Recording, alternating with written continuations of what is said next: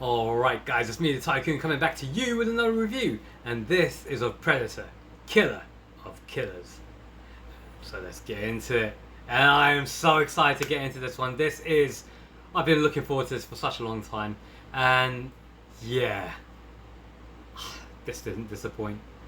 Dan Trachtenberg has done an amazing rejuvenation of the Predator franchise and has brought together all of the TikTok videos that are out there about this is what we should do next with the Predator. This is what we could do with the Predator.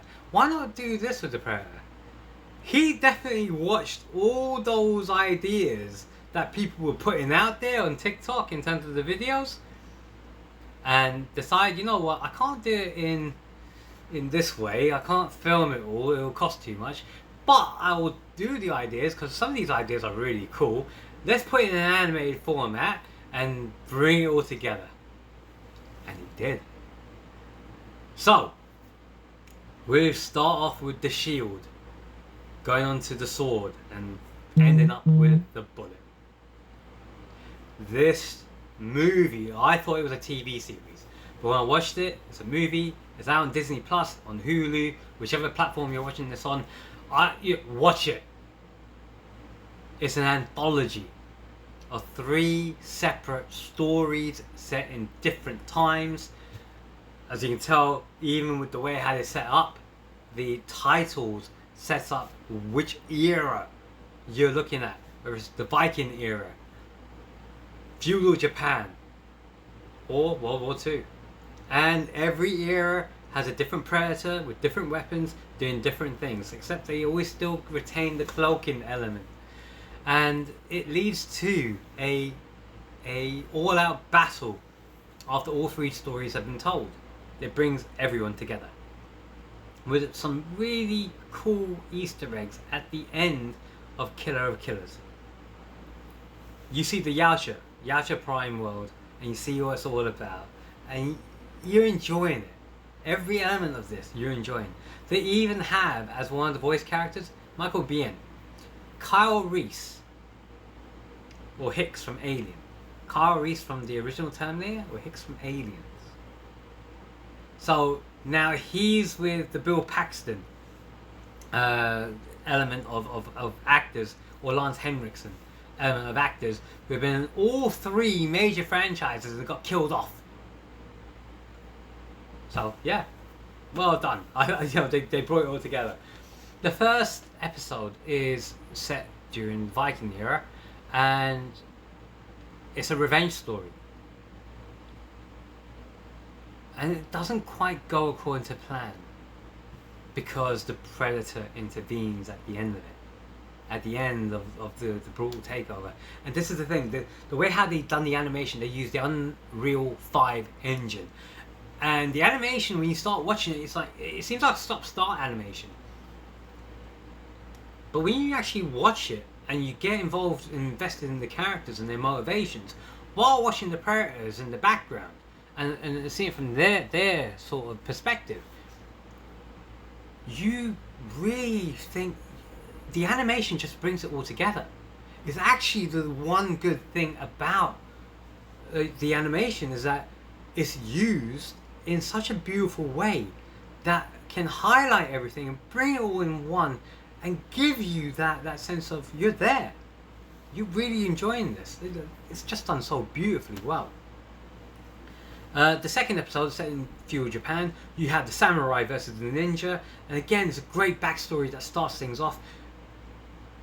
The third one is the bullet because it deals with World War II, but the tonality of it becomes a bit more light-hearted than the first 2, just so that you can keep your attention going. But then the seriousness all kicks in. The gore, the kills, they're all spectacular. Especially when the Predator gets in and starts killing. Because of the feudal Japan one was actually directly ripped off from one of the guys from TikTok, one of the TikTok creators who done it as a skit about, yeah, this is what we should see as the next Predator movie. It's there. It is absolutely there. and you're seeing it all being brought to life, and the Predators are brutal in this. They don't hold back, except in the third one where it's the ship, because it's the Predator's own ship, and he's piloting the ship, shooting down World War II, both American and German and Japanese fighter pilots. It's quite funny watching it. It's quite hilarious. Yeah, and how he gets killed off is even better. But it all comes through to a grand finale. I don't want to spoil anything, but I have to, because all three of them are killer of killers, and end up on Yautja Prime to battle it out against one another, and the survivor will go up against the Grand Master. So they've done it again like a video game. It works really well though. It works extremely well, and the Easter egg at the end is something that you really will be like, I gotta pinch myself.